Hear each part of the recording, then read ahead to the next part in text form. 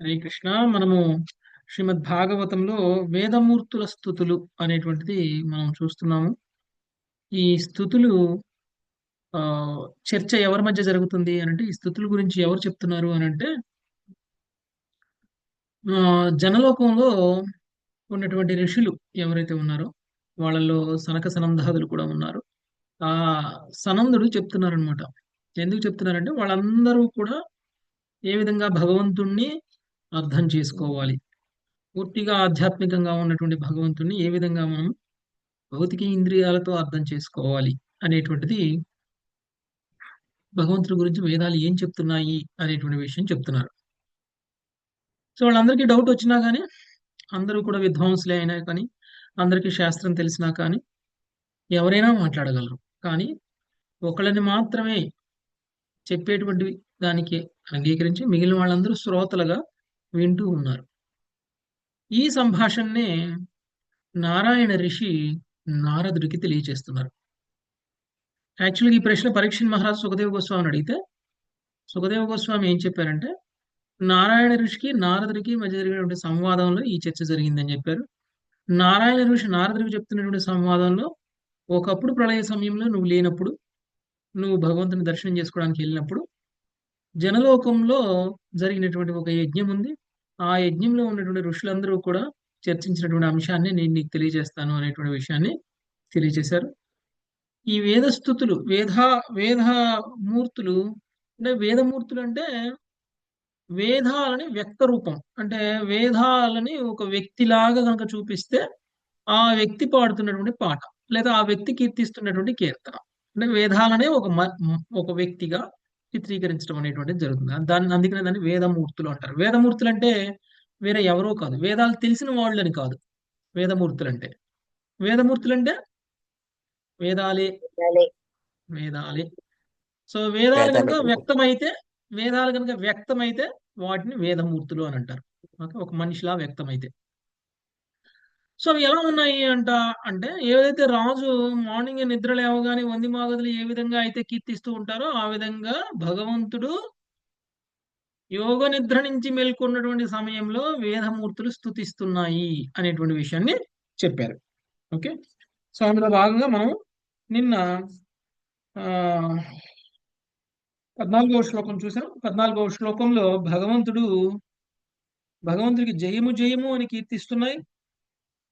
త్రిగుణాలపై ఆధిపత్యమును పొంది బద్ధజీవుల మీద ఆ త్రిగుణాల యొక్క ప్రభావంలో ఉంచి ఆ మాయాశక్తిని బద్ధజీవులు జయించేలా చెయ్యి అనేటువంటి విషయాన్ని చెప్తున్నారు. తర్వాత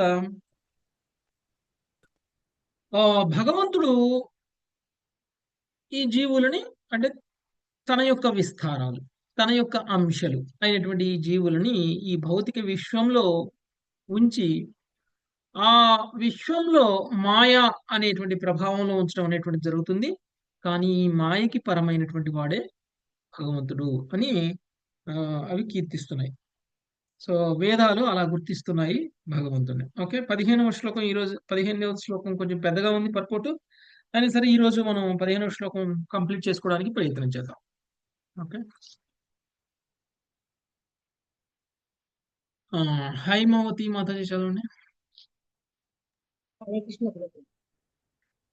బృహదుపలబ్ధమేత ధవయం ధవయస్త్వవశేషతయా బృహదుపలబ్ధమేతదవయస్సవశేషతయా యత ఉదయాస్తమయో విక్రుధేర్మృధివా వికృతాత్ యత ఉదయాస్తమయో వికృతే స్మృతి వా వికృతాత్ అత ఋషయో దదుస్త్వై మనోవచనాచరితం అత ఋషయో దదుస్త్వయి మనోవచనాచరితం కథమయథా భవంతి భువి దత్తపథాని నృణాం. కథమయథా భవంతి భువి దత్తపదాని నృణాం. హరే కృష్ణ ప్రభు.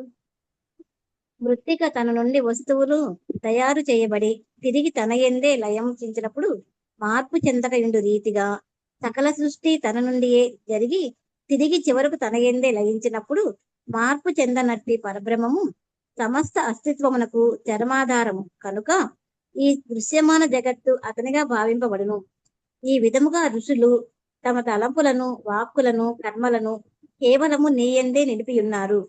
నరులు ఏ ధరణిపై వసించుచున్నారో దానిని వారి పాదముల సృజింపకుండునా. హరే కృష్ణ ఉమ్. ప్రభు. భాష్యం శ్రీల ప్రభుపాద ఒక్క నిమిషం ఒక్క నిమిషం మాతాజీ. సో ఒక్కొక్క పేర చదువుకుంటూ వెళ్దాం. సో ఎలా అంటే భగవంతుడి గురించి మనం ఇంతకుముందు చెప్పుకున్నప్పుడు కూడా అనంతుడు అనేటువంటి విషయాన్ని చెప్పుకున్నాం. అంటే అనంతం నుంచి కొంత తీసిన అనంతానికి కొంత కలిపినా ఏమైనా తేడా ఉంటుందా? ఉండదు ప్రభు. ఉండదు. అనంతమే. అంటే సముద్రంలో ఒక చెంబు నీళ్లు పోసినా, సముద్రంలో నుంచి ఒక చెంబు నీళ్లు తీసేసినా సముద్రానికి వచ్చే నష్టం ఏమి లేదు ఏమీ లేదు. కదా. Yes, ప్రభు. సో అలానే భగవంతుడు భగవంతుడు అనంతుడు. భగవంతుడి నుంచే అనంతమైనటువంటి విశ్వాలన్నీ తయారవుతున్నాయి. తన నుంచే బయటకు వస్తున్నాయి. తన నుంచి అన్ని బయటకు వస్తున్నాయి. తనలోనే అన్ని కలుస్తూ ఉన్నాయి. ఓకే? తన నుంచే అన్ని బయటకు వస్తున్నా తనలో మార్పు లేదు. తనలోనే అన్ని కలుస్తున్నా కానీ తనలో మార్పు లేదు. అంటే సృష్టి సమయంలోనూ తనలో మార్పు లేదు. సృష్టి అయిపోయిన తర్వాత ప్రళయం జరిగినప్పుడు కూడా, అంటే మళ్ళీ తనలో కలిసిపోయినప్పుడు కూడా తనలో వచ్చినటువంటి మార్పు లేదు. అంటే అనంతుడు అనేటువంటి విషయానికి మనకి ఇక్కడ అర్థమవుతుంది అనమాట. సో అలాంటి మార్పు చెందినటువంటి పరబ్రహ్మము అస్తిత్వమునకు చరమాధారము కనుక ఈ దృశ్యమాన జగత్తు అతనిగా భావింపబడును. సో భగవంతుడి యొక్క భౌతిక రూపం ఏదైతే ఉందో అదే ఈ దృశ్యమాన యొక్క జగత్తు. విశ్వరూపం అంటాం కదా మనం. ఈ విశ్వరూపం ఏదైతే ఉందో అది భగవంతుడి యొక్క భౌతిక రూపం. ఓకే. సో అలాంటి భౌతిక రూపానికి భగవంతుడు, మరి భగవంతుడు అంటే మనకి భౌతికంగా కనపడరు కదా. మనకి మొదటగా వచ్చినటువంటి ప్రశ్న ఏంటి? ఈ భౌతికమైనటువంటి కళ్ళతో, ఈ భౌతికమైనటువంటి చెవులతో, ఈ భౌతికమైనటువంటి శరీరంతో ఏ విధంగా భగవంతుడిని అర్థం చేసుకోవాలి? మరి భగవంతుడు ఆధ్యాత్మికం కదా అనేటువంటి దానికి ప్రశ్నకి మనకి ఇక్కడ సమాధానం దొరుకుతుంది. ఎలా అంటే మనం భగవంతుణ్ణి ఈ భౌతికమైనటువంటి కళ్ళతో అనుభూతం చేసుకోవాలి అని అంటే మనకు కనిపిస్తున్నటువంటి ఈ విశ్వం ఏదైతే ఉంటుందో ఈ విశ్వం అంతా కూడా భగవంతుడే అనేటువంటి విషయం అర్థం కావాలి. ఎలా భగవంతుడి విశ్వం అంతా అంటే భగవంతుడు ఈ భౌతిక విశ్వానికి చేతనాన్ని కలిగిస్తూ ఉన్నారు.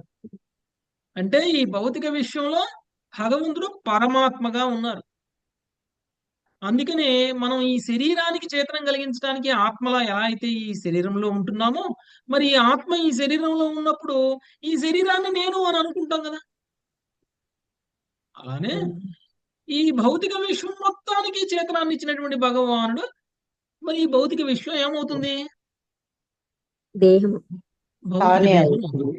భౌతిక దేహం అవుతుంది. ఓకే, భౌతిక దేహం అవుతుంది. అందుకనే భగవంతుడి యొక్క భౌతిక శరీరం ఏమిటి అని అంటే ఈ యొక్క అనంత దృశ్యమాన జగత్తు. దృశ్యమాన జగత్తు అనేటువంటిది మనకు అర్థమవుతుంది. అంటే ఇప్పుడు అర్థమవుతుందా భౌతిక కళ్ళతో భగవంతుడిని ఎలా తెలుసుకోవాలో? సో ఆ విధంగా ఋషులు మనం ఏదైనా ఒక మట్టి అంటే మృతిక అంటే మట్టితో చేసిన కొండ కొన్నాం అనుకోండి, అది మళ్ళీ మట్టిలోనే కలిసిపోయింది రీతిగా. కరెక్ట్. అలానే భగవంతుడు అన్ని లయమైపోయినా భగవంతుడు అలానే. సో ఎప్పుడైతే మనం ఇది తెలుసుకుంటామో అప్పుడు ఏమవుతుందంటే ఈ భౌతిక విషయంలో మనకు కనపడేది అంతానే కాదు, మనము కూడా ఈ భౌతిక విషయంలో భాగమే కదా. అంటే మనం కూడా ఈ శరీరం కూడా భగవంతుడి యొక్క శరీరం నుంచి వచ్చేసింది. ఈ శరీరం కూడా లయమైన తర్వాత భగవంతుడి శరీరంలో కలిసిపోతుంది. అంటే విశ్వంలో నుంచి వచ్చింది విశ్వంలో కలిసిపోతుంది. అప్పుడు మనకి ఏమవుతుంది? మనం ఎంత అశాశ్వతమైనటువంటి వాళ్ళం అనేటువంటి విషయం మనకు అర్థమవుతుంది. ఎప్పుడైతే మనం ఎంత అశాశ్వతం తెలుసుకున్నామో అప్పుడు ఏం చేస్తాం? మన కర్మలు మన భావనలు వేరుగా ఉంటాయి కదా. మన కర్మలు మన భావనలు వేరుగా ఉంటాయి. అందుకనే ఇది చర్చిస్తున్నటువంటి ఋషులు కూడా ఏమంటున్నారు? ఇదంతా తెలుసుకున్నాం కాబట్టి మన కర్మలన్నిటినీ కూడా కేవలం నీయందే నిలిపి ఉన్నారు. నరులు ఏ దృఢపై వసించున్నారో దాన్ని వారి పాదములు స్పృశించకుండా. ఓకే, మనం భూమి మీద ఉండి భూమి మీద పాదాలు స్పృశించకుండా ఎలా ఉంటాయి? ఉండవు కదా. పాదాలతో నడవాలి అంటే భూమి మీద పాదం మోపాల్సిందే. అందుకనే స్వయంగా భగవంతుడే ఆధారంగా ఉన్నటువంటి ఈ భౌతిక విశ్వము అంటే మనం కూడా భౌతిక విశ్వంలో భాగమే. మనం కూడా అంటే మనందరికీ కూడా దేని మీద ఆధారం? భగవంతుడి మీదనే ఆధారం. అది తెలుసుకున్నప్పుడు మన కర్మలన్నిటినీ కూడా భగవంతుడికి అర్పిస్తాం. ఓకే, ఎవరికైతే ఈ జ్ఞానం ఉండదో కర్మలను భగవంతుడికి అర్పించకుండా చేస్తారు, అలాంటి వ్యక్తులు ఈ భౌతిక జగత్తులోనే ఉండిపోతారు. అలాంటి వ్యక్తులు కర్మ బంధనాలలో చిక్కుబడిపోతారు. చిక్కుకుపోతారు. ఓకే, ఎందుకు ఈ ఏర్పాట్లన్నీ చేశారు అనేటువంటిది మనం ఇంతకు ముందు శ్లోకాల్లో చదివాము. ఎందుకు చదివారు? భగవంతుడు చిన్నంగా చిన్నంగా దేవీ దేవతల ఆరాధన నుంచి పరమాత్మ ఆరాధన వరకు, లేదా నిరాకార బ్రహ్మ ఆరాధన వరకు, ఆ తర్వాత నిరాకార బ్రహ్మ ఆరాధన నుంచి పరమాత్మ ఆరాధనకి, ఆ తర్వాత భగవానుడి ఆరాధనకి కొంచెం కొంచెంగా పురోగమించేటువంటి ఏర్పాట్లు చేశారు భగవంతుడు ఈ భౌతిక విశ్వంలో ఉన్నటువంటి జీవులందరికీ. ఏంటి లాభం అలా చేస్తే? అంటే ఎప్పుడైతే ఎవరైతే పురోగమిస్తారో, అంటే దేవాది దేవుడైనటువంటి శ్రీకృష్ణ భగవానుడు సశరీరంగా అంటే రూపంతో ఉన్నారు అనేటువంటి విషయాన్ని ఎప్పుడైతే మనం తెలుసుకుంటామో అప్పుడు మనం ఆధ్యాత్మికంగా సంపూర్ణంగా పురోగమించినట్లవుతుంది. అలా తెలుసుకున్నటువంటి వ్యక్తి ఆ భగవంతుడి యొక్క ధామానికే స్వయంగా వెళ్ళిపోతారు. అప్పుడు ఈ భౌతిక విశ్వంతో తనకేమీ పని ఉండదు. ఈ భౌతిక విశ్వంలో ఉండాల్సినటువంటి అవసరం లేదు. ఎందుకు అంటే తన యొక్క జ్ఞానంతో, తన యొక్క కర్మలతో తనను తాను శుద్ధి చేసుకున్నాడు కాబట్టి ఇక భౌతిక కల్మషాలు లేనటువంటి వ్యక్తికి భౌతిక విషయంలో పనేం లేదు. కేవలం ఆయనకి ఆధ్యాత్మిక విషయంలో ఉండడానికే అర్హత ఉంటుంది కాబట్టి ఆయన అప్పుడు భగవంతుడి యొక్క ధామానికి వెళ్తారు. ఇలా జరగడం కోసం భగవంతుడు కరుణతో మనకు ఒక ఏర్పాటు చేశారు. ఇప్పుడు మనం పిల్లలు గనక నేను ఇంజనీరింగ్ చదవాలి నానా అంటే ఏం చేస్తామండి మనం? వాళ్ళకి ఇంజనీరింగ్ కావాల్సిన చదవడానికి ఏర్పాట్లు చేసేస్తాం ప్రభు. దానికి కావాల్సిన ఏర్పాట్లన్నీ చేసి ఒక స్కూల్లో చదివిస్తాము. ఈ స్కూల్లో అయితే నీకు మ్యాథ్స్ బాగా చెప్తారు, ఈ స్కూల్లో అయితే నీకు సైన్స్ బాగా చెప్తారు. ఈ 2 సబ్జెక్టులో కనుక నువ్వు బాగా చదువుకుంటే అప్పుడు నీకు ఇంజనీరింగ్ లో సీట్ వస్తుంది. ఇంజనీరింగ్ లో సీట్ వస్తే పలానా ఇంజనీరింగ్ కాలేజీలో చదువుకో, అప్పుడు నువ్వు ఇంజనీర్ అవుతావు.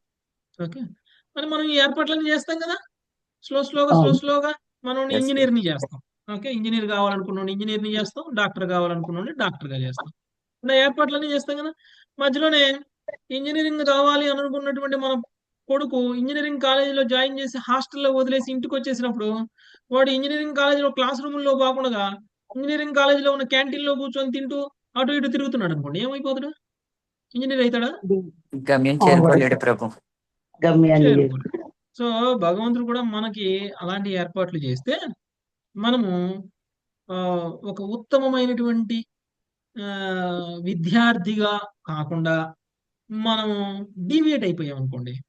ఓకే, కాలేజీకి పోయిన కుర్రోడు క్లాస్ రూమ్కి పోకుండా క్యాంటీన్లకు పోవడం, అమ్మాయిల చుట్టూ తిరగడం చేస్తున్నాడు అనుకోండి, సంవత్సరం అయ్యేసరికి ఫెయిల్ అవుతాడు కదా. అలానే మనం కూడా ఎందుకు వచ్చామో ఆ పని చేయకుండా వేరే ఏదేదో పనులు చేస్తున్నాం. ఇప్పుడు ఫెయిల్ అవుతామా పాస్ అవుతామా మన జీవితంలో? ఇందులోనే ఉంటాం, ఇక్కడే ఉంటాం. డిస్ట్రాక్షన్స్ అన్నమాట. ఓకే, అందుకని అందులో కొంచెం పెద్దవాళ్ళం అయ్యాము అని అంటే కొంచెం ఆకర్షణలు పెరిగిపోతాయి కదా. ఆ ఆకర్షణలు రాగానే ఒక్కసారి మన లక్ష్యం అనేటువంటిది పక్కకు తప్పుకుంటాం. లక్ష్యం పక్కకు తప్పుకున్న తర్వాత ఇక ఆకర్షణల వైపు పోయి మన లక్ష్యాలు మారిపోయినప్పుడు మనం ఎలా అయిపోతాము అంటే ఇంకా ఈ భౌతిక విశ్వంలోనే బద్ధులం అయిపోతాం. సో అందుకనే మనం ఏం చేయాలి?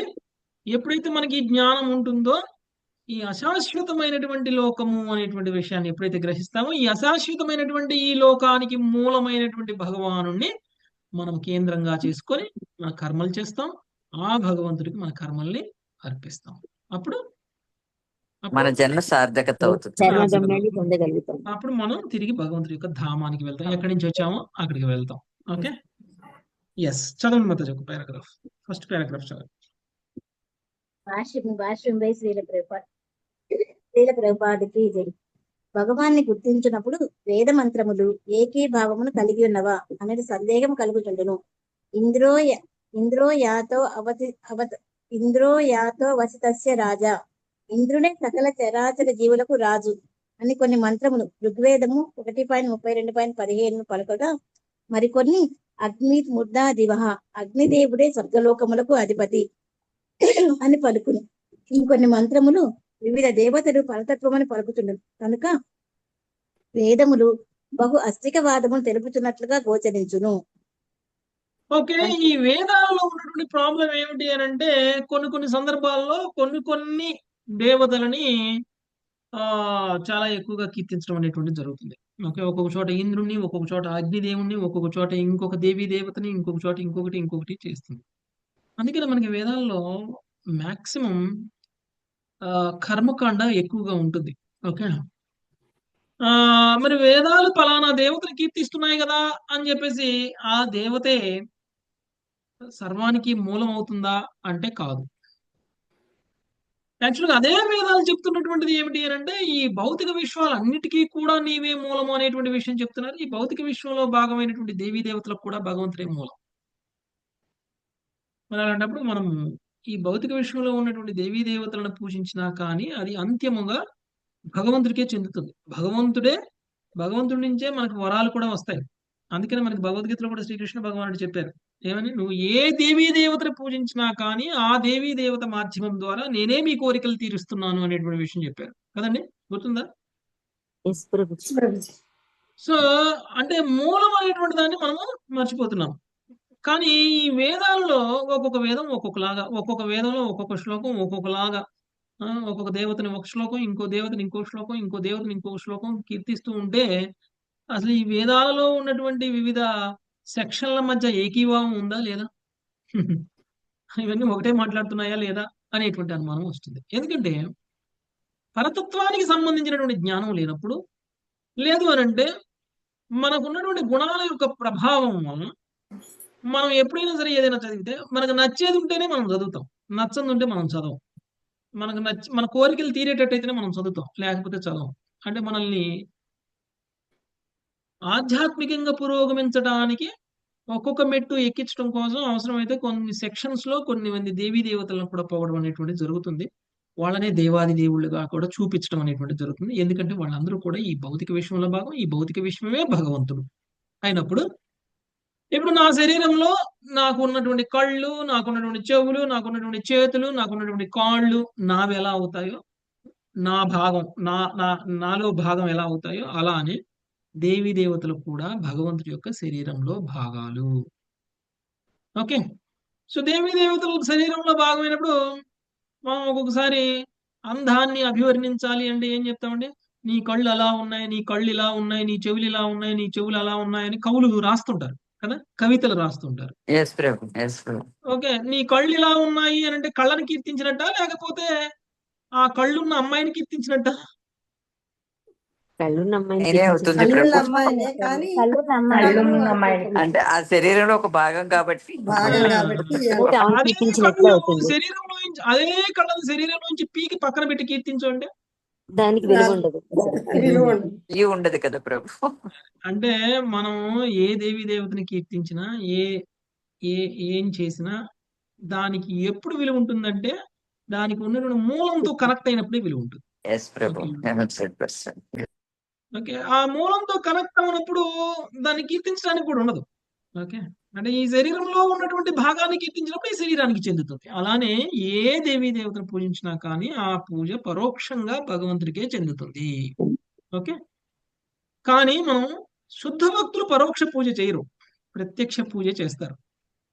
ఇలాంటి భౌతిక కోరికలు ఉన్నటువంటి భక్తులు మాత్రం పరోక్ష పూజ చేస్తారు. ఓకే.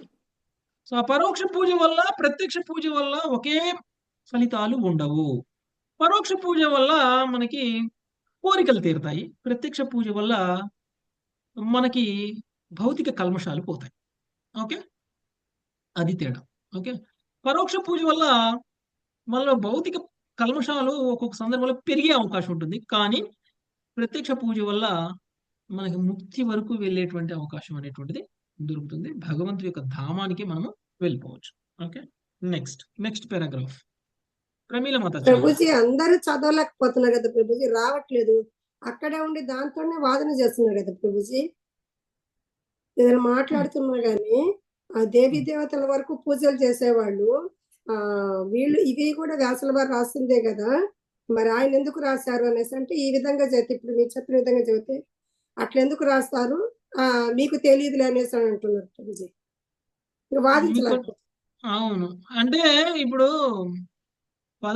పదో అంతస్తు ఎక్కాలి అంటే ముందు ఒకటో అంతస్తు ఎక్కాలి కదా. డైరెక్ట్ గా 10వ అంతస్తు ఎలా వెళ్తారు? లిఫ్ట్ అయినా సరే ఒక్కొక్క ఫ్లోర్ పైకి వెళ్తుంది కదా. Yes. అందుకనే మన స్థాయిని బట్టి మనం ఇప్పుడు ఒకటో అంతస్తులో ఉన్నాడు ఇంక పైన ఉందో లేదో కూడా తెలియదు మనకి. ఓకే. రెండో అంతస్తుకి వెళ్తే తెలుస్తుంది. ఓ నా పైన ఇంకో అవును. అంతస్తు ఉంది. ఓకే. లేదంటే మూడో అంతస్తుకి వెళ్తే తెలుస్తుంది రెండో అంతస్తులో ఉన్నాడు ఓ ఇంకా నా పైన ఇంకోటి ఉంది అని. మనం ఎప్పుడు పై అంతస్తే చూడలేదు అనుకోండి, మనం కింద అంతస్తులోనే ఉన్నాం అనుకోండి, ఇంక మన పైన ఏది లేదనుకుంటాం మనం. అవును. ఈ లోపు సో అదనమాట. జీవితకాలం తెల్లవారిపోతుంది ప్రభుజీ. అంటే అలా ఒకటి తప్పదంటే కాదు, అలా ఒక జీవితం కాదు తెల్లారాల్సింది వాళ్ళకి. ఓకే. కొన్ని వందల జీవితాలు తెల్లారాలి వాళ్ళకి అట్లా. ఓకే. అప్పుడు కానీ వాళ్ళకి ఆ రియలైజేషన్ ఎందుకు వస్తుంది అని అంటే మరి ఎవరో మీలాంటి శుద్ధ భక్తులు వెంటబడితే తప్ప వాళ్ళకి రాదు. ఈ అదే అమ్మ జన్మలోనే కాదు శక్తి. వచ్చి. వాళ్ళు అనేది ఏంటంటే అమ్మ శక్తి లేనిది అయ్యవారు అసలు ఏది చేయలేరు, అమ్మ శక్తి ఉండాలి అని. అది కాదండి ఇలా అంటే మీకు తెలీదు. అంటే అలాంటి వాళ్ళని మనం ఆర్గ్యూ చేయడం కంటే అంటే ఆర్గ్యూ కూడా కాదు ప్రభుజీ, చెప్దామని ట్రై చేసినా కానీ ఇలా అంటుంటే సైలెంట్ అయిపోవాల్సి వస్తుంది. అదే కదా. అంటే శుద్ధ సత్వ గుణంలో ఉన్నటువంటి పురాణాలను చదవమనండి వాళ్ళని. ఓకే. రాజసిక పురాణాలు, తామసిక పురాణాలు చదివితే అవే ప్రామాణికం అని అనుకుంటే అక్కడే ఆగిపోతారు. దాని పైన ఉన్నటువంటి పురాణం, శుద్ధ సత్వ గుణంలో ఉన్నటువంటి పురాణాలు, శాస్త్రాలు చదివినట్లయితే వాళ్ళకి అంతిమ లాభం ఏంటి? ఏ వ్యక్తికైనా అంతిమ లాభం ఏంటి? జన్మ మృత్యు లేకుండా ఉండడమే కదా. ఆ? వాళ్ళు లక్ష్యం ఏ అదే కదా, చర్మ లక్ష్యం అదే కదా చర్మ ప్రభు. లక్ష్యం ఏ ఆధ్యాత్మిక ప్రక్రియకైనా కానీ, ఏ ఆధ్యాత్మిక సాధనకైనా కానీ చర్మ లక్ష్యం ఏమిటి? జన్మ మృత్యు లేకుండా ముక్తిని సాధించాలి కదా. ఏ పురాణంలో ఏ దేవీ దేవత ముక్తినిచ్చింది జన్మ మృత్యు లేకుండా ఉన్నది అని చెప్పేసి చూపించమనండి. వాళ్ళు చదివే పురాణంలో లేదా వాళ్ళు చెప్పే దేవి పురాణము లేకపోతే వాళ్ళు చెప్పేటువంటి అమ్మ పురాణము ఏదో ఉంటది కదా. ఉం? మీ అమ్మకి ఎంతమంది భక్తులు ఉన్నారు?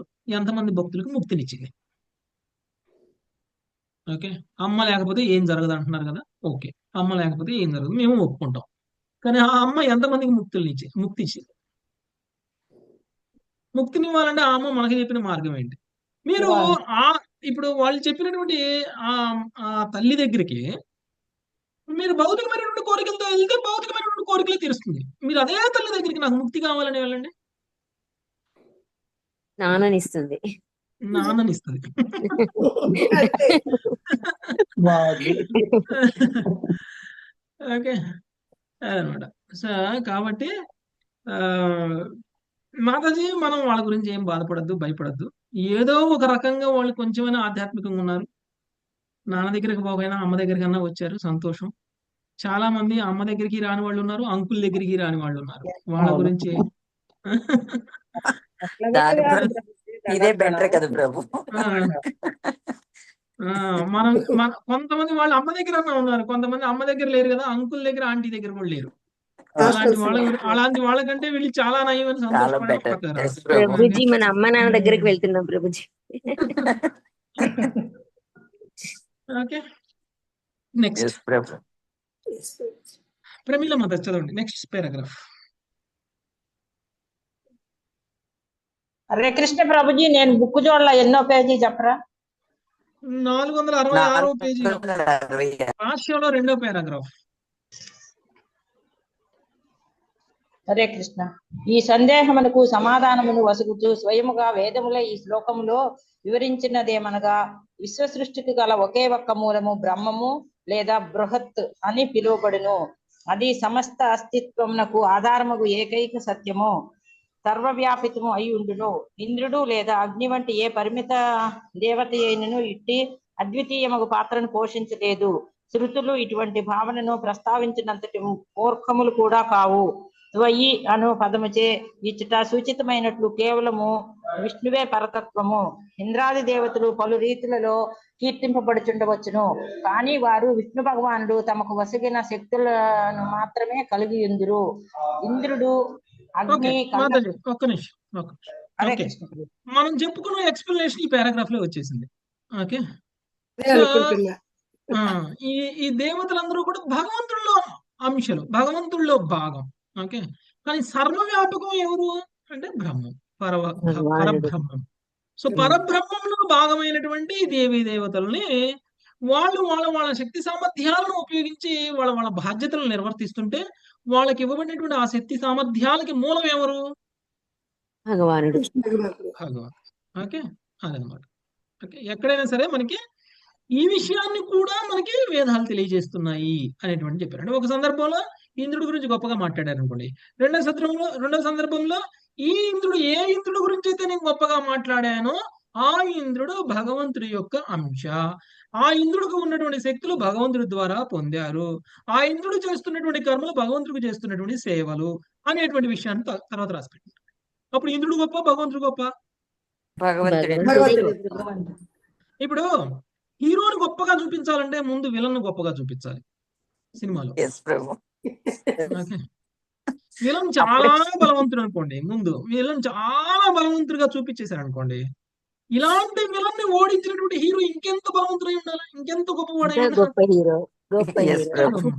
ఈ అంటే ఎగ్జాంపుల్ విలన్ ని బాగుంది ఎంత ప్రభు. గొప్పగా చూపిస్తే హీరో గొప్పతనం అంత ఎక్కువ పెరుగుతుంది అనమాట. ఓకే, అందుకనే వేదాలు ఏం చేస్తాయంటే దేవీ దేవతలను గొప్పగా చూపిస్తాయి, ఆ తర్వాత ఈ గొప్ప దేవీ దేవతలు భగవంతుడు అంశలు అని చెప్తారు. అప్పుడు ఏమవుతుంది? భగవంతుని యొక్క గొప్పతనం అప్పుడు ఇంకా తెలుస్తుంది. అర్థమవుతుంది అప్పుడు దాకా ప్రభు. వీళ్ళే గొప్ప భగవంతుడే అనుకుంటారు. సకల చరాచర సృష్టికి మీకు మూలం. అప్పుడు డైరెక్ట్ దాకా గా భగవంతుడు మీకు డైరెక్ట్ గా భగవంతుడు గొప్పవాడు అని చెప్తే అర్థం కాదు మీకు. కొంతమంది గొప్పవాళ్ళని చూపించి ఈ గొప్పవాళ్ళు అందరూ కూడా ఈ భగవంతుడిలో అంశలు అని చెప్తే అర్థమైపోతుంది అన్నమాట. కొన్ని సినిమాల్లో మీకు చూపిస్తుంటారు ఇలానే కదా. విలన్స్ ని పెద్దగా హైలైట్ చేసి చూపిస్తారు. కావాలన్నా కూడా తర్వాత భగవంతుడినే హీరో తెలుసుకుంటారు. ఎందుకంటే అంతకంటే ఎంత హైలైట్ ఉందో అప్పుడు అర్థమవుతుంది. అర్థమవుతుంది. కొన్ని సినిమాల్లో అయితే ఇప్పుడు విలన్స్ కి భయపెట్టడం కోసం హీరో కొట్టడం, పక్కన ఏమో ఒకటి పగల కొడతాడు. అవునా? పక్కన ఉన్న పైపు ఏదో బల్లో ఏదో పగల కొట్టేస్తారు, ఒక గుద్దు గుద్దితే బల్ల పగిలిపోద్ది. వస్తువులను ఒక గుద్దుకి బల్ల పగిలిపోతే అదే గుర్తు నా మీద పెడితే నేనేమైపోతాను, వాడు పారిపోతాను. అని ఆలోచన. అది అంటే అసలు శక్తి మనకి చూపించడం అవసరం లేదు, కంపారిజన్ చేస్తే సరిపోద్ది మనకి. అదే అదే. అలా అన్నమాట. Okay, next Mangathayar Mataji, next paragraph మీరు చదవండి. హరే కృష్ణ ప్రభుజీ ధనార్చన. ఇంద్రుడు అగ్ని కళ్ళకు చెవులకు ఇతరేంద్రియములకు అనుభూతమయ్యడి సమస్తముతో పాటు జగత్తంతయు ఏకమగు పరమసత్యమైన భగవానుతో సమానమని ఋషులు తెలుసుకొనిది. అతడు బృహత్ అంటే ఘనమైన వాడని పిలవబడినాడు. ఎలయనగా అతడు అవశేషుడు, మిగిలినది చర్మ పదార్థం. సృష్టి సమయంలో భగవంతుని నుండియే సమస్తము విస్తరించును, విలయ సమయములో సమస్తము అతని ఎందే లయించును. భౌతిక ప్రకటన నందు తరువాత అతడు స్థిరముగా ఆధారముగానే నిలిచి ఉండను. తత్వవేత్తలు దానినే ఉపాదాన కారణమని పిలుతురు. అసంఖ్యాకముగు రూపములు తన నుండి బహిర్గతమైనను భగవానుడు నిత్యముగా మార్పురహితుడై ఉండును. ఈ భావనను శృతులిచ్చడం శేషముగా అవికృతాత్ అనే పదముతో నొక్కి చెప్పుచున్నవి. హరే కృష్ణ. ధన్యవాదాలు ప్రభుజీ. అంటే ఇక్కడ ఇంద్రుడు, అగ్ని అనేటువంటి వీళ్ళందరూ కూడా దేవీ దేవతలు ఎవరైతే ఉన్నారో మనం కళ్ళతో తెలుసుకోగలిగేటువంటి అన్నీ కూడా, అంటే ఈ జగత్తులో ఉన్నటువంటి ప్రతి దేవీ దేవత, ఈ జగత్తులో ఉన్నటువంటి అద్భుతమైనటువంటిది ఏదైనా సరే అన్ని కలిపితే ఈ భౌతిక విశ్వం అవుతుంది, అంతే కదా. అంటే అన్ని కలిపితే ఈ భౌతిక విశ్వం అవుతుంది. అంటే ఈ భౌతిక విశ్వం ఏమిటి? భగవానుడే. భగవంతుని యొక్క దేహం, భౌతిక విశ్వం భగవంతుడి యొక్క శరీరం. శరీరం. భగవంతుని అంటే దేహమే. ఏంటి? ఇవన్నీ కలిపితే భగవంతుడి యొక్క శరీరంలో భాగాలు అనేటువంటిది ఇక్కడ అర్థమవుతుంది. అంటే మరి భగవంతుడు ఎంత గొప్పవాడు అనేటువంటి విషయం మనకి ఇక్కడ అర్థమవుతుంది. అంటే మనం ఒక్కొక్కరిని ఇండివిజువల్ గా తీసుకుంటే మీరు పలానా, మీరు పలానా, మీరు పలానా, మీరు పలానా, మనం అందరం కలిస్తే విశ్వంలో ఉన్నటువంటి వాళ్ళందరం కలిస్తే విశ్వం అవుతాం. అంటే ఆ విశ్వమే భగవంతుడి యొక్క భగవంతుడు. భౌతిక శరీరం. శరీర భాగం. ఎస్ ప్రభు. సో ఎప్పుడైతే అందుకనే భగవంతుడు మార్పు రహితమైనటువంటి వాడు అని చెప్తున్నాను. ఎందుకంటే ఇలాంటి ఎన్నో రూపాలు, అంటే మీరు, నేను, దేవీ దేవతలు, ఇలాంటివి ఎన్నో రూపాలు భగవంతుడి నుంచి వస్తూ ఉంటాయి. కానీ భగవంతుడు మాత్రం మార్పు రహితుడు కదా. భగవంతుడు ఎప్పుడైనా సరే మార్పు రహితంగానే ఉంటాడు. అలా ఎందుకంటే భగవంతుడి నుంచి వచ్చినటువంటి ఈ రూపాలన్నీ ఎక్కడున్నాయి? ఆయనలోనే ఉన్నాయి. భగవంతుడిలోనే ఉన్నాయి. భగవంతుడి నుంచి బయటికి పోవాలా, భగవంతుడిలోనే ఉన్నాయి. ఉంటాయి. అందుకనే మొత్తం అన్ని కూడా అక్కడే ఉన్నాయి. అందుకనే శృతులు కూడా భగవంతుడిని అవికృతాత్ అని అంటున్నాయి అనమాట. ఓకే, ప్రభుజీ ఇక్కడ నెక్స్ట్. మిగిలి ఉండేది చర్మ పదార్థము అవశేషుడు అంటే మిగిలిన చర్మ పదార్థం అంటే భగవంతుడి గురించి. ఎక్కడ ఇక్కడ థర్డ్ లైన్, ఫోర్త్ ఆ, లైన్. అతడు అవశేషుడు అంటే మిగిలి ఉండేది చర్మ పదార్థం, అంటే ఆయనలోంచి వచ్చినవన్నీ పోగా ఆయన ఏవైతే ఉన్నాడో ఆయన గురించి మాట్లాడుతున్నారు. ఆయన పూర్ణం కదా ప్రభుజీ, అందుకనే చర్మశేషుడు. అది అదే ఆ అవశేషం కూడా పూర్ణం అని చెప్తున్నారు. ఇప్పుడు అంటే ఆ, ప్రభుజీ లయం అయిపోయినా కూడా అన్ని ఆయనలోనే ఉంటాయి కదా. ఎందుకు అవశేషం కూడా పూర్ణం ఎందుకు అంటే ఇప్పుడు మనం చెప్పుకున్నాం అనమాట. ఎందుకంటే Hmm. మొత్తం విశ్వంలోనే ఉంటుంది కాబట్టి, మొత్తం ఆయనలోనే విశ్వమే ఉంటుంది. ఆయనలోనే ఉంటుంది కాబట్టి. ఓకే, అంటే మీరు మనకి ఏదో కొంత బయటకు తీసినట్టు కనిపిస్తుంది, కానీ తీసింది కూడా తనలోనే ఉంది, అదన్నీ ఆయనలోనే ఉన్నాయి. ఆయనలోనే ఉంది. కానీ అది తీసిన తర్వాత ఉన్న అవశేషం కూడా తానే, మార్పు రహితుడు కాబట్టి ఆ అవశేషం కూడా. Hmm. సో భగవంతుడిలో మార్పు అనేటువంటిది లేదు ఈ భౌతిక ప్రకటన వలన అని చెప్తున్నారు. ఓకే, నెక్స్ట్ ఇందుమతి మాత చదవండి. హరే కృష్ణ ప్రభు. వృత్తిక విషయమునందువలే అను పద సముదాయము ఉదాలకుడు తన పుత్రుడైన శ్వేతకేతువుతో చాందోగ్యోపనిషత్ 6.4.1 నందు పలికిన సుప్రసిద్ధమగు ఉపమానమును ఇట్లా సూచించగలదు. వాచారంభనము వికారో నామధేయము వృత్తికేత్యేవ సత్యం. భౌతిక జగత్తు యొక్క వస్తువులు కేవలము నామములుగా వాక్కు యొక్క వికారములుగా నెలకొని ఉండును. కాగా దేని నుండైతే కుండలు తయారు చేయబడినవో అట్టి మృత్తిక వలె ఉపాదాన కారణమే సత్యమై ఉన్నది. మట్టి ముద్దయే పలు విధములుగా కుండలకు విగ్రహాదులకు ఉపాదాన కారణము అయినను అట్టి మాత్రము మార్పు చెందక ఉండును. చివరకు ఈ ఘటాది వస్తువులు వివష్టమై మట్టిగా మారిపోవును. అట్లే భగవంతుడే సంపూర్ణ ఉపాదాన కారణమైనను నానా వికారములచే అతడు అంటబడక యుండును. సర్వ కల్విదం బ్రహ్మ సమస్తం బ్రహ్మమే. చాందోగ్యోపనిషత్తు 3.14.1 అను వాక్యం యొక్క భావం ఇదియే. ఈ రహస్యము పట్ల చకితుడైన గజేంద్రుడు ఇట్లు ప్రార్థించి ఉండెను. నమో నమస్తే కిల కారణాయ విష్కారణాయాద్భుత కారణాయ. సకల సృష్టికి కారణమైన నీకు మరలా నమస్కరించుచున్నాను. నీవు సమస్త కారణములకు అచింత్యమగు కారణమై ఉన్నావు. నీకు వేరొక కారణము లేదు. ఓకే, సో ఇప్పుడు మట్టి నుంచి కుండ తయారు చేస్తున్నాం. ఓకే, ఆ కుండలో ఉండే పదార్థం అంతా మట్టేనా కదా? మట్టి ప్రభు, మట్టి నీరు. మట్టి అయినప్పుడు మీరు దాన్ని మట్టి అనమంటే అంటారా, కుండ అనమంటే అంటారా? కాబట్టి కుండ ఆకారంలో ఉన్నప్పుడు కుండ. ఎందుకు మనం ఇది మట్టితోనే తయారు చేయబడింది, దాన్ని చూసి మట్టి మట్టి అని పిలవచ్చు కదా, ఎందుకు కుండ కుండ దానికి ఒక ఆకారం ఆకారం వచ్చింది కదా వచ్చింది కదా. అంటే కుండ అనేటువంటిది దానికి ఉన్నటువంటి ఉపాధి. ఓకే, ఓకే, అంటే మట్టి నుంచి వచ్చినటువంటి కుండకి ఉపాధి ఏమిటి అని అంటే కుండ అనేటువంటి పేరు వచ్చింది, దానికి ఆ పేరు వచ్చింది, ఆ పేరుతో పిలుస్తారు, దానికి ఉన్నటువంటి ఉపాధి. ఇప్పుడు నేను నన్ను ఒక పేరుతో పిలుస్తారు, అది నాకు ఉపాధి. లేదంటే నన్ను ఒక గుర్తింపు, నేను నల్లగా ఉంటాను, పొట్టిగా ఉంటాను అనేది గుర్తింపు. ఓకే, లేదంటే నేను కళ్ళజోడు పెట్టుకుంటాను, లేకపోతే నేను నేను పలానా విధంగా మాట్లాడతాను, తెలుగులో మాట్లాడతాను, లేదా నేను పలానా గ్రామస్తుడిని, లేదా నేను పలానా రాష్ట్రానికి చెందినటువంటి వాడిని, లేదంటే పలానా దేశానికి చెందినటువంటి వాడిని, లేదంటే పలానా కులానికి చెందినటువంటి వాడిని. ఇవన్నీ ఏంటి? మన గుర్తింపు, గుర్తింపులు ఏమంటాం మనం అంటే ఉపాధులు అంటాం. ఓకే, మనకున్నటువంటి గుర్తింపులు మనం ఉపాధులు అంటాం. ఏ విధంగా అయితే మట్టి నుంచి వచ్చినటువంటి కుండ మట్టిగా కాకుండా ఆ ఉపాధితో గుర్తిస్తాము, అలానే భగవంతుడి నుంచి వచ్చినటువంటి మనల్ని భగవంతుడితో కాకుండా భగవంతుడి అన్యంగా గుర్తించడం అనేటువంటి జరుగుతుంది. మనకున్నటువంటి పేరుతో, మనకున్నటువంటి ఊరితో, మనకున్నటువంటి కులంతో, మనకున్నటువంటి పొజిషన్తో, మనకున్నటువంటి ఉద్యోగంతో, మనకున్నటువంటి ఫ్యామిలీతో గుర్తిస్తాం మనం కదా. అలా కాకుండా మనం ఇది మట్టే అనగలిగితే, లేదు ఇది కొండ కాదు ఇది మట్టి అంటే అది నిజమైనటువంటి జ్ఞానం. ఎందుకంటే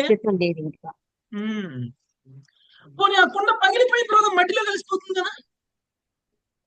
ఓకే, ఇప్పుడు మట్టి దానికి ఐడెంటిటీ ఉండదు ప్రభు. అప్పుడు ఇప్పుడు దాకా నేను కొండని పిలిస్తే ఇప్పుడు కూడా నేను కొండనే పిలిస్తా, పగిలిపోయి మట్టిలో కలిసిపోయినా కానీ అంటారా ఎవరైనా? దాన్ని అనరు మట్టి ప్రభు, అని దానికి ఐడెంటిటీ అంటే దాని ఇంకొక ఉపాధి రకంగా కోల్పోతుంది. అంటే రూపం పోయింది. మట్టి నుంచి కుండ తయారైనప్పుడు మట్టిగా భావించిందని, కుండ నుంచి మట్టిగా తయారైనప్పుడు మళ్ళీ దాన్ని కుండగా భావించిందని, మట్టిలానే భావిస్తాం. అలానే అన్నమాట. మనం కూడా టెంపరీ ఒక రూపాన్ని తీసుకొని ఇక్కడ ఉన్నాము, మళ్ళీ ప్రభుజీ జీవం ఉన్నది. జీవం మళ్ళీ ఉంది. మనం మారిపోతాం మట్టిగా. ఆత్మ వెళ్ళిపోతే మన జీవం దేవుడు మట్టిలోకి ఉన్నంత వచ్చి వరకు మనకు మట్టిలో గుర్తు కలిసిపోతామని. అంటే ఇప్పుడు వచ్చిన ఉపాధి ఉంటుంది పోతుంది. అంతే చివరికి కదా మన దగ్గరికి వచ్చింది ప్రభు అది.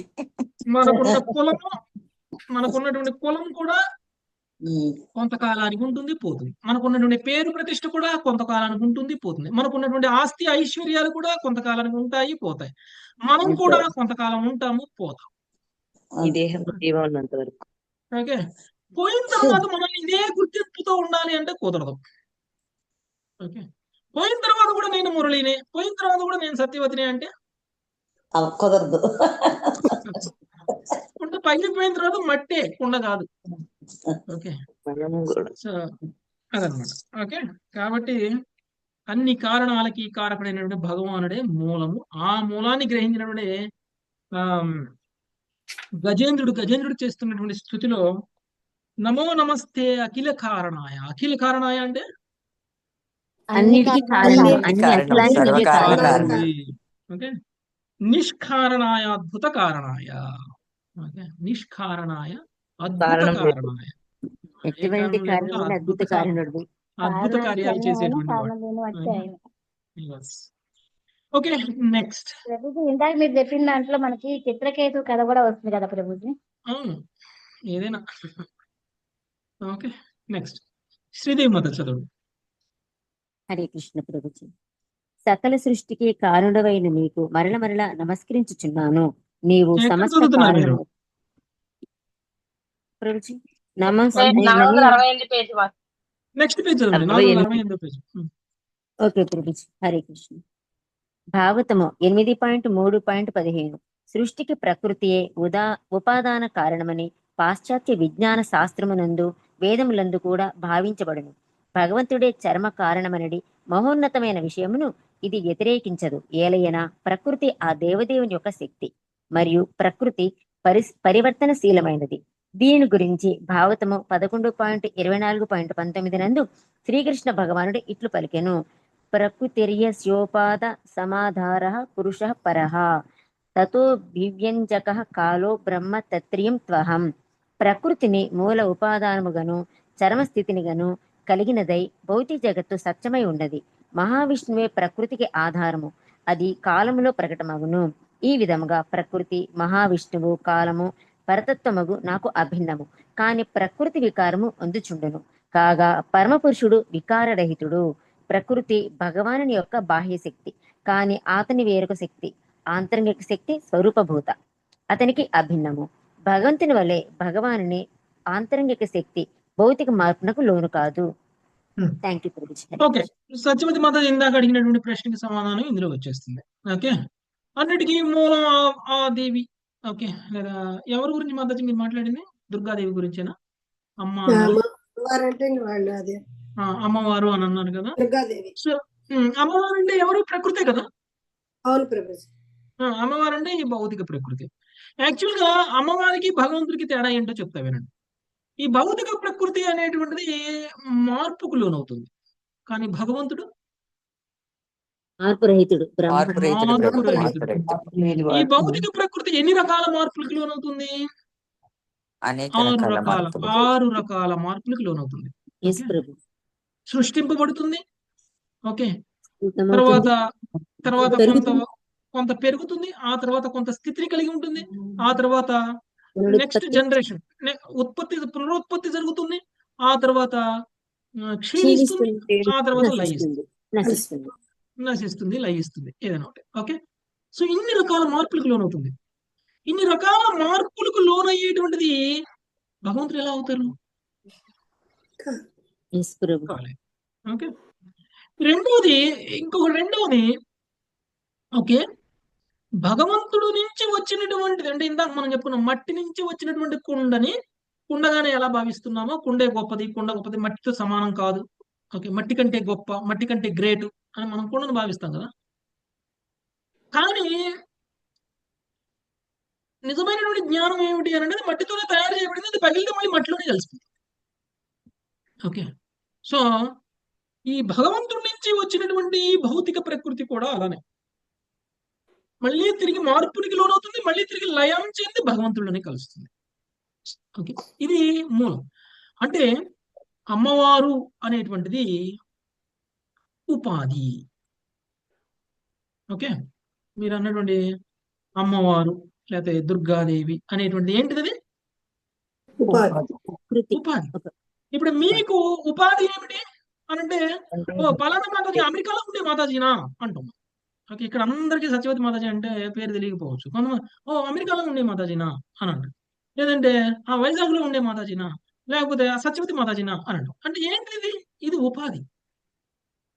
ఓకే, ఎప్పుడైతే మన ఉపాధిని మనం ఎప్పుడు కోల్పోతామో, మన ఉపాధిని మనం ఎప్పుడు కోల్పోతాము అంటే ఈ శరీరాన్ని వదిలేసినప్పుడు కోల్పోతాం. వదిలేసి చనిపోయినప్పుడు.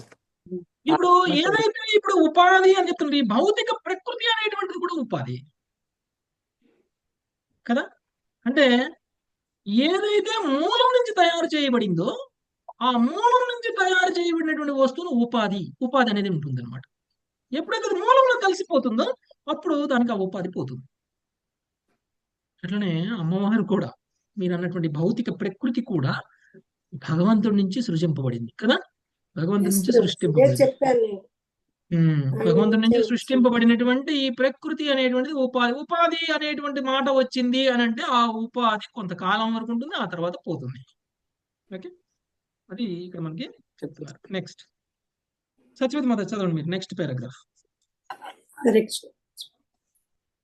కనుక వేద మంత్రములు వాటితో పాటు ధ్యానములు ఆ మంత్రములను గ్రహించి మానవుని లాభము కొరకు ప్రచారము కావించిన ఋషులు తమ అవధానమును ప్రధానముగా దేవదేవుని వైపునకే మళ్లించును.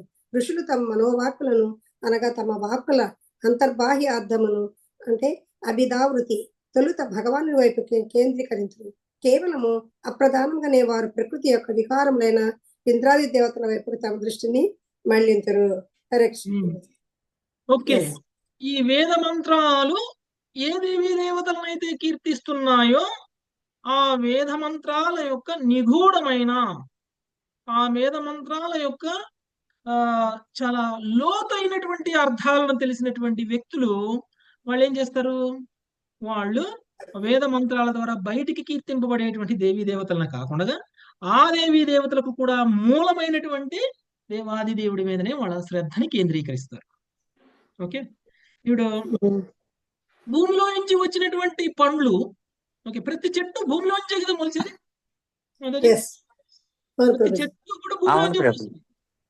ఒక చెట్టుకేమో మామిడి పండు మొలుస్తుంది, ఒక చెట్టుకేమో మామిడి పండు వస్తుంది, ఒక చెట్టుకేమో కమలా వస్తుంది, ఒక చెట్టుకేమో యాపిల్ వస్తుంది, ఒక చెట్టుకేమో ఏమొస్తుందండి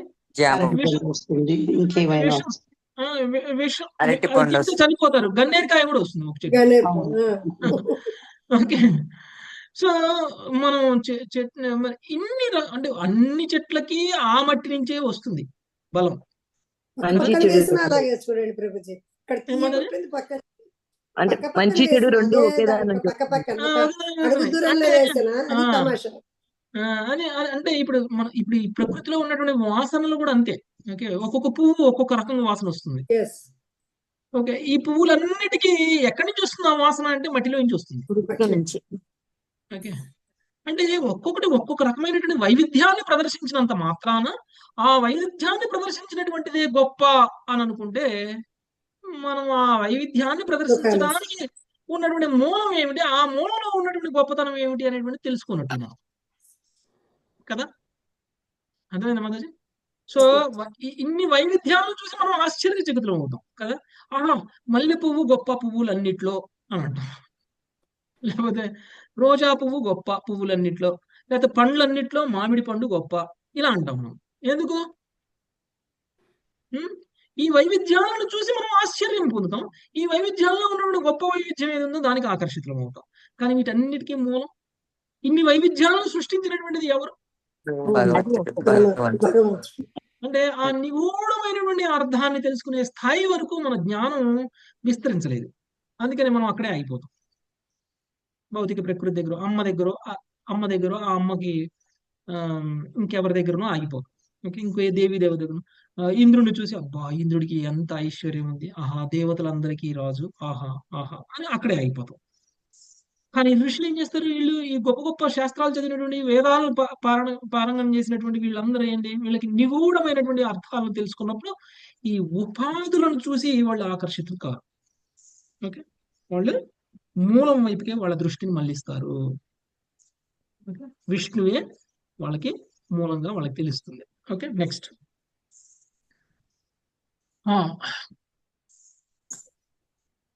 నాగలక్ష్మి వదచ్చు. అంటే ప్రభుజీ మనిషి అంటే ఇక్కడ వాళ్ళు ఫస్ట్ భగవంతునే ధ్యానిస్తారు వాళ్ళ మూలంకి, ఆ తర్వాత అప్రధానంగానే వాళ్ళ ప్రకృతి యొక్క వికారాలైనటువంటి ఇంద్రాది దేవతలను చేస్తారు అని, అంతే కదా ప్రభుజీ ఇక్కడ చెప్తుంది. వికార రహితుడికి పూజ చేస్తారు, వికారాలు ఉన్న వాళ్ళకి కాదు. అంటే ఆ మార్పులు ఉన్నటువంటి వికారం అంటే ఇక్కడ మార్పు. అది ఆ తర్వాత వికారాలు అంటే ఇంద్రాది దేవతలకు కూడా చేస్తారని ఇక్కడ అన్నారు కదా. కేవలం అప్రధానంగానే వారు ప్రకృతి యొక్క వికారాన్ని ఇంద్రాది దేవతల వైపునకు తమ దృష్టిని మళ్ళించరు. లాస్ట్ లైన్ ఫస్ట్ ఆయనకు చేసి అదే పేరాలు లాస్ట్ కేవలం అప్రధానంగానే అంటే వాళ్ళ మెయిన్ కాన్సన్ట్రేషన్ అంతా కదా ఈ వికారాలు లేనటువంటి మూలం మీదనే ఉంటుంది. అంటే వీళ్ళ మాధ్యమం ద్వారా నాకు వీళ్ళకి చేసినా, వీళ్ళు కనిపిస్తున్నా, వీళ్ళని కీర్తిస్తున్నా, వేద మంత్రాలు చేస్తున్నటువంటి చెప్తున్నారు ఇక్కడ వీళ్ళు.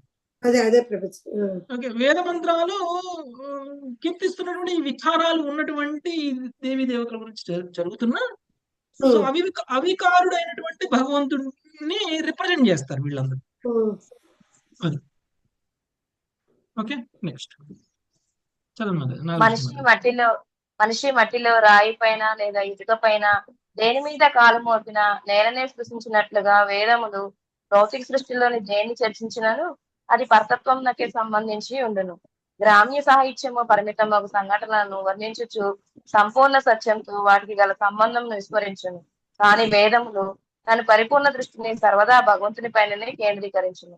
వృత్తికే చేవ సత్యం సర్వం కల్విదం బ్రహ్మ అనే వాకులలో చాందోగ్యోపనిషత్తు ధ్రువపరచినట్లుగా సమస్తము తమ ఉనికి కొరకే బ్రహ్మం పైన ఆధారపడి ఉన్నదని కాంచినప్పుడే సత్యము చక్కగా చోతకమగును. బ్రహ్మం ఒకటే సత్యము. ఇది ఈ జగత్తులో మనము చూచేటంతయు సత్యం కాకపోవడం వలన కాదు.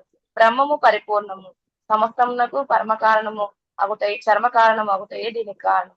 అందువలన వృత్తికే చేవ సత్యం అను వాకులో వాడబడినట్లు సత్యం అనేది పదము వేరొక సందర్భంలో స్వయంగా శ్రీకృష్ణుని చేతనే ఉపాదాన కారణంగా నిర్వచింపబడినది.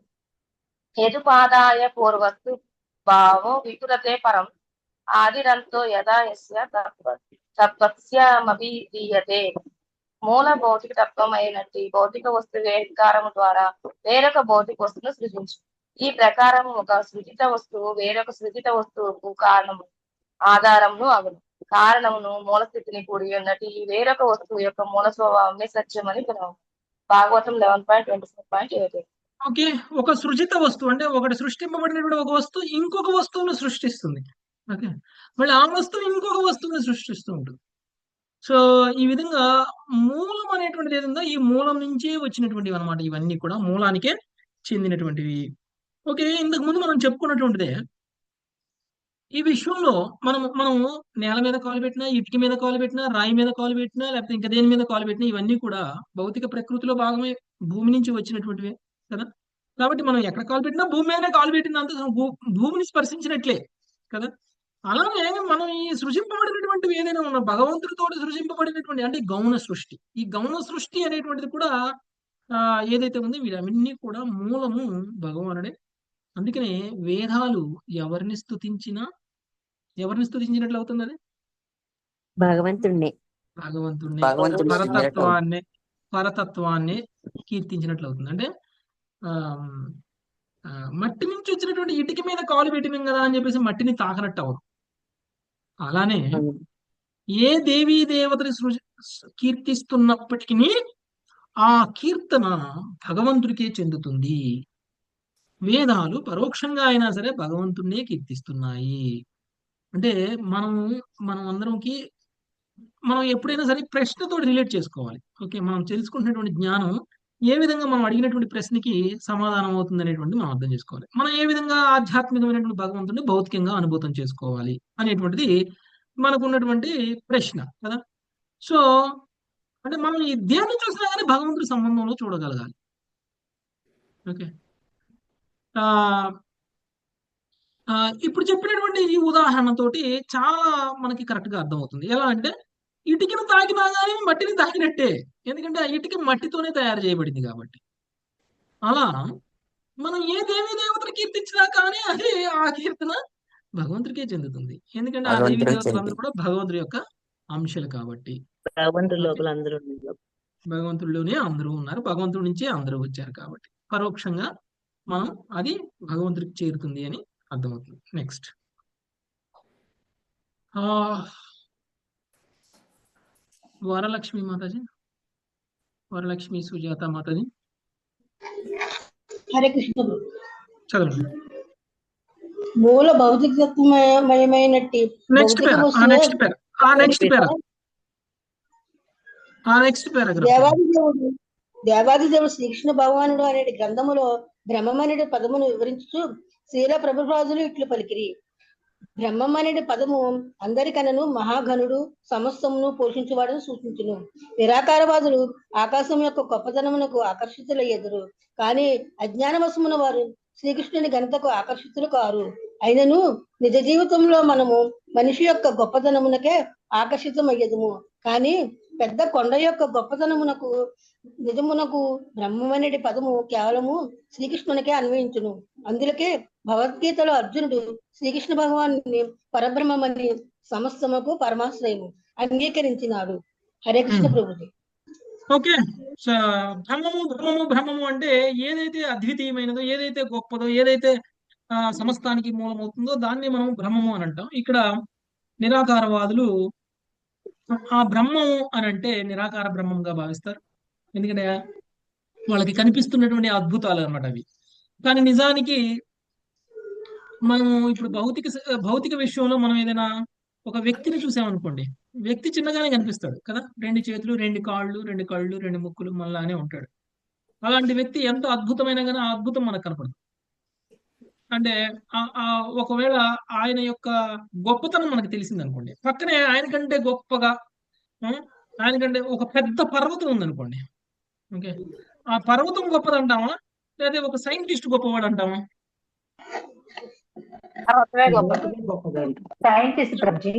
సైంటిస్ట్ గొప్పవాడు అంటాం. ఎందుకంటే వీళ్ళు ఇంత మేధస్తుంది అండి. పర్వతం చూసి ఏమనుకుంటాం, అరే పెద్దగా రాళ్ళు రప్పలు, ఇందులో ఏముంది గొప్పతనం అని అనుకుంటాం. అదే ఒక మనిషిని చూస్తే ఆ మనిషి యొక్క మేధస్సు చూస్తే ఆ మేధస్సు ఎంతో గొప్పదని అనిపిస్తుంది. అలానే ఈ యొక్క నిరాకార బ్రహ్మాన్ని చూసి ఒకవేళ కొంతమంది పర్వతమే గొప్పది అని అనుకున్నారు అనుకోండి సైంటిస్ట్ కంటే. అంటే పర్వతంలో సైంటిస్ట్ లో ఉన్న చేతనం లేదు, పర్వతంలో సైంటిస్ట్ లో ఉన్న జ్ఞానం లేదు, పర్వతంలో సైంటిస్ట్ కనుక్కున్నటువంటి ప్రోడక్ట్స్ అది కనుక్కోలేదు. సో ఇవన్నీ చూస్తే మనం ఆశ్చర్యపోవాల్సిన సైంటిస్ట్ ని చూసి కానీ పర్వతాన్ని చూసి కాదు. అలానే నిరాకార బ్రహ్మాన్ని చూసి సత్యవతి మాతాజీ మ్యూట్ చేయండి. సో మనం నిరాకార బ్రహ్మాన్ని చూసి కూడా ఒకవేళ ఆశ్చర్యపోయాం అనుకోండి, ఆ నిరాకార బ్రహ్మం పక్కన ఏదో సింపుల్ గా కనిపిస్తున్నారు కదా భగవంతుడు అని చెప్పేసి భగవంతుని చూసి ఆశ్చర్యపోకుండా భగవంతుని చూసి మనకి గొప్పతనం మనకి తెలియట్లేదు అని అంటే ఒక మేధస్సు కలిగినటువంటి వ్యక్తికి పర్వతానికి మధ్య తేడాను తెలుసుకోలేనటువంటి వ్యక్తి యొక్క అజ్ఞానం ఎలా ఉంటుందో అలాంటి అజ్ఞానంలోనే ఉన్నటువంటి వాళ్ళు అవుతారు వాళ్ళు. ఓకే. నెక్స్ట్. ఓకే.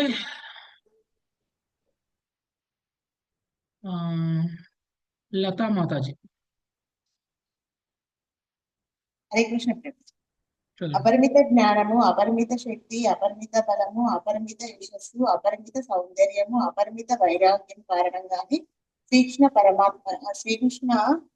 శ్రీకృష్ణుడు పరబ్రహ్మము కనుక బ్రహ్మం అనే పదము కేవలము శ్రీకృష్ణుడికి అన్వయించును.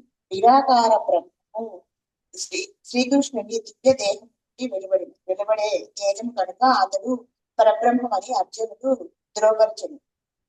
సమస్తము బ్రహ్మచే ఆశ్రయించి ఉండును, కానీ స్వయముగా బ్రహ్మనే శ్రీకృష్ణుని ఆశ్రయించి ఉండును కనుక శ్రీకృష్ణుడే చరమ బ్రహ్మము లేదా పరబ్రహ్మము. భౌతిక తత్వములు శ్రీకృష్ణుని యొక్క న్యూన శక్తిగా పరిగణించబడినవి. ఎలా వాటిని అంతః ప్రక్రియ వలననే భౌతిక జగత్తు ప్రకటమై శ్రీకృష్ణుని ఆశ్రయించి ఉండి విలయానంతరము తిరిగి శ్రీకృష్ణుని దేహంలో అతని సూక్ష్మ శక్తిగా ప్రవేశించు. కనుక శ్రీకృష్ణుడే సృష్టి స్థితి లయములు రెండింటికి కారణమై ఉన్నాడు. సారాంశముగా శ్రీధర స్వామి ఇట్లు ప్రార్థించింది. ద్రుహిణ వహ్ని రవీంద్ర ముఖామర జగదిదం నభవే పృథుగుప్తితం బహుముఖైరపి మంత్రగణైరజః స్వమూర్తి రతో వినిగద్యసే. శివుడు, అగ్ని, సూర్యుడు, ఇంద్రుడు మొదలగు దేవతలు విశ్వంనందలి సకల జీవులు మీకు స్వతంత్రంగా ఉత్పన్నము కారు. వేద మంత్రములు వివిధ కోణములలో పలికినను పలు రూపములలో ప్రకటమయ్యింది. అజుడవగు నిర్మించే పలుకుచుండును. Hare Krishna Prabhuji. Thank you Prabhuji. Okay, so Srikrishna భగవానుడు మాత్రమే పరతత్వము, శ్రీకృష్ణ భగవానుడే పరబ్రహ్మము అనేటువంటి విషయాన్ని మనకి అర్జునుడు కూడా భగవద్గీతలో తెలియచేశారు. ఓకే, ఎందుకు 11వ అధ్యాయంలో అర్జునుడు కృష్ణుని ఉద్దేశించి కీర్తిస్తారు కదా. కీర్తించినప్పుడు ఏమంటారు? పరబ్రహ్మ, పరబ్రహ్మ, పవిత్రం, పరమం భవామి. అన్నిటికీ పరం పరం పరం పరం అని వాడతారు, పరపర అని వాడతారు. అంటే అన్నిటికీ మూలం, అన్ని బ్రహ్మాలకి మూలం ఎవరంటే పరబ్రహ్మం. ఓకే, సో ఎందుకంటే ఆయనే అపరిమిత జ్ఞానము, అపరిమిత శక్తి, అపరిమిత బలము, అపరిమిత యశస్సు, అపరిమిత సౌందర్యము, అపరిమిత వైరాగ్యాన్ని కలిగి ఉన్నటువంటి వాడు పరబ్రహ్మము. సో శ్రీకృష్ణుడు మాత్రమే చరమ బ్రహ్మము, పరబ్రహ్మము అని చెప్పబడింది. సో ఆయన యొక్క న్యూన శక్తిని చూసి మనము పరబ్రహ్మంగా భావించాము అని అంటే అది మన యొక్క మూర్ఖత్వం అవుతుంది. శివుడైనా సరే, అగ్ని అయినా సరే, సూర్యుడైనా సరే, ఇంద్రుడైనా సరే, ఇతర ఏ దేవీ దేవతలైనా సరే అన్నీ కూడా పరబ్రహ్మంలో అంశలే. అలాంటప్పుడు ఆ దేవీ దేవతలని మనం చేసేటువంటి పూజ, కీర్తించేటువంటి కీర్తన అన్నీ కూడా పరోక్షంగా పరబ్రహ్మానికే చెందుతాయి. వీళ్ళందరూ కూడా భగవంతుడు ఇన్ని రకాలుగా విస్తరిస్తున్నారు, ఇన్ని రకాలుగా వస్తున్నారు. ఓకే, రూపాంతరం చెందుతున్నారు. సో ఇంతమందిగా వచ్చినా కానీ వీళ్ళందరికీ మూలమైనటువంటి భగవాన్లో మార్పు ఏముండదు, ఆయనకే ఇవన్నీ కూడా చెందుతాయి అని చెప్తున్నారు. కాబట్టి ఈ రోజు శ్లోకంలో మనం అర్థం చేసుకోవాల్సింది ఏమిటి అని అంటే, ఎక్కడ ఏం చూసినా భగవంతుని మనం ఎలా అనుభూతం చేసుకోవాలి. ఓకే, ఎవరిని పూజించినా అది భగవంతుడికి ఎలా చెందుతుంది. యాక్చువల్గా ఏదైనా సరే భగవంతుడి సంబంధంలో కనుక మనం చూడలేదు అని అంటే అది భ్రమ అని అర్థం. ఏదైతే మనం భగవంతుడి సంబంధంలో చూస్తామో అది నిజమైనటువంటిది, రియల్. ఓకే, అంటే మనం ఇంతకు ముందే చెప్పుకున్నాం మనం ఈ మాటని. ఏ దేవీ దేవత అయినా లేకపోతే ఏ అద్భుతమైనా సరే అది భగవంతుడి సంబంధంలోనే చూడగలిగితే మనం మాయలో లేనట్టు, భ్రమలో ఉన్నట్టు, లేకపోతే మనం భ్రమలో ఉన్నట్టు, మాయలో ఉన్నట్లు. ఓకే, సో భగవంతుడి సంబంధంలో చూడగలిగిన వాడు భక్తుడు, భగవంతుడి సంబంధంలో చూడలేనటువంటి వాడు అభక్తుడు. భగవంతుడి సంబంధంలో చూడగలిగిన వాడి మీద మాయ ప్రభావం ఉండదు, భగవంతుడి సంబంధంలో చూడలేనటువంటి వాడి మీద మాయ ప్రభావం ఉంటుంది. ఓకే, అది. Thank you very much. ఈరోజుకి ఇక్కడ ఆపుదాం, మళ్ళీ రేపు మిగిలిన కంటిన్యూ చేద్దాం. Thank you very much. Hare Krishna. వాంఛా కల్పతరుభ్యశ్చ కృపా సింధుభ్యేవ చ పతితానాం పావనేభ్యో వైష్ణవేభ్యో హరే నమో నమః. హరే హరే కృష్ణ హరే కృష్ణ, కృష్ణ హరే కృష్ణ కృష్ణ, హరే హరే, హరే హరే రామ రామ రామ హరే రామ, రామ రామ, హరే హరే.